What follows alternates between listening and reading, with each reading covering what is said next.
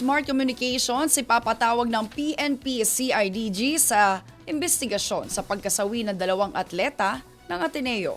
Umaabante sa balita si Abante reporter Edwin Balasa. PG, ang representative ng Smart Communication Foundation, maging ang pamunuan ng Ateneo de Manila University bilang bahagi ng investigasyon sa pagkasawi ng dalawang varsity player na sina Rene Baterbonia at Divine Adili.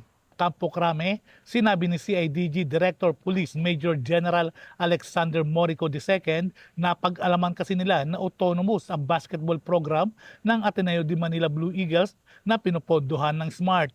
Sa katunayan, ayon kay Morico, nasasakyan pa ng Smart ang gamit ni head coach Tab Baldwin nang magtungo sila sa Hermanos Resort sa Dipakulaw, Aurora kung saan nangyari ang team building.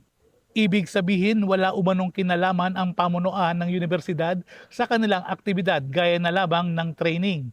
Nauna ng pinasubpina ng CIDG si Baldwin kasama ang top management ng Blue Eagles pero hindi ito lumutang ngayong araw sa CIDG. Bukas, ayon pa kay Morico, ay nakatakdang humarap sa CIDG ang mga dating players ng Ateneo habang sa Miyerkules naman ay nakasubpina ang 22 kasalukuyang player ng eskwelahan. Bukod naman sa may kinalaman sa team ay sinabi ni Morico na makikipag-ugnayan din sila sa nagpakilalang misis at anak ni Baldwin na naglabas ng pahiwatig sa social media na umano'y ugali ng coach. Sa ngayon ay may hindi bababa sa 7 katao ang tinitignang person of interest sa nasabing kaso.